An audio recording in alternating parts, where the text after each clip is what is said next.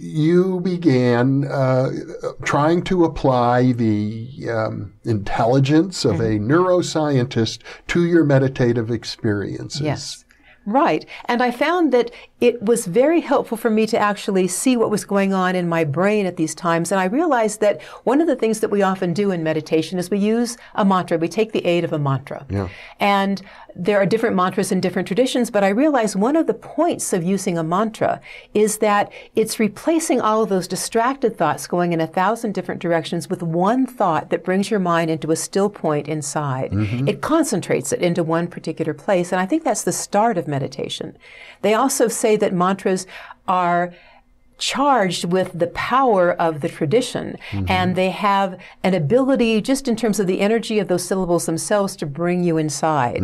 So I was watching that to see if that was the case, and I realized that that's literally what happened to my own mind. It went from like one thought after another, talking about my own internal dialogue of what happened yesterday, what I would be doing today, into this quieter place of one thought. And then I realized at that point I could begin to let that one thought go and finally go into this place of what I would call pure awareness, pure clarity, where no real thoughts, perception, I'm still here in the room and I can perceive what's happening, but it is so peaceful because my own thoughts aren't interfering. All those judgments and evaluations that go on in our mind constantly. That would be like consciousness without an object. Yeah, exactly. Consciousness without an object, which sounds perhaps a little bit boring to some people, but in fact, when you're there, you find the peace that passes all understanding, as some people say. It's amazing, the sense of stillness and the fact that when you're in that place, you don't want to be anywhere else. There's a joy that bubbles up from inside of you that is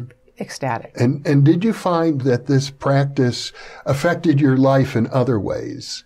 Absolutely. I think that was an interesting thing too. So get up in the morning at 5 a.m., meditate, and then I would go into the university to start my day with my graduate students. And I found that I was much better at keeping my equanimity when things would go wrong in one way or another. I mean, I was in an academic department, the Department of Human Physiology. We have lots of powerful, egotistical personalities, and we're all like working, trying to get our own vision accomplished. And we would have lots of arguments, and I would watch in a department meeting and see that if I could begin to focus on my breath, repeat that mantra silently to myself, I could settle down and I could hear other people's opinions a little bit better and not get so drawn into the drama and see the real intention underneath of our group in terms of what we were trying to do.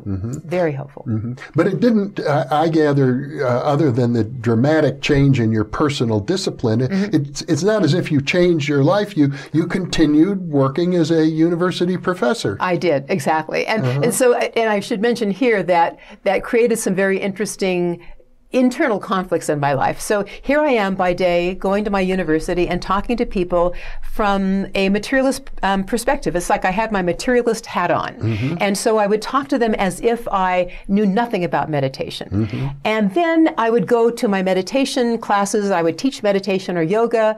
I would be talking to my friends in meditation, and I would talk to them from a whole different point of view, talking about energy centers in the body, chakras and things like that. And it created an incredible schizophrenia. And it affected, in fact, I think my husband, Paul, even more than it did me. And I'll give you an example. So here we are at a department dinner. We're all sitting around together, neuroscientists, and Paul would begin to bring up one of his favorite subjects, which might be energy medicine or healing or acupuncture, something like that, only to get a kick under the table from me as I would politely help him change the subject.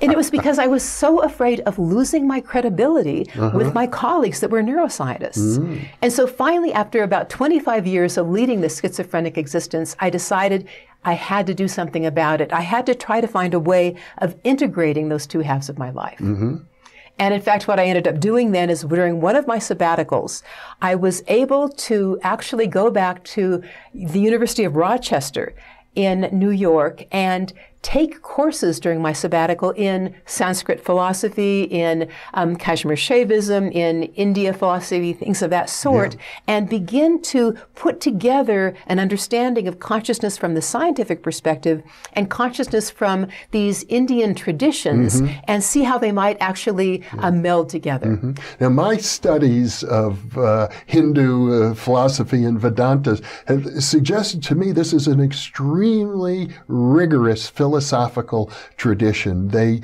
are just as logical and the word I'm thinking, consistent and deep as Western philosophies.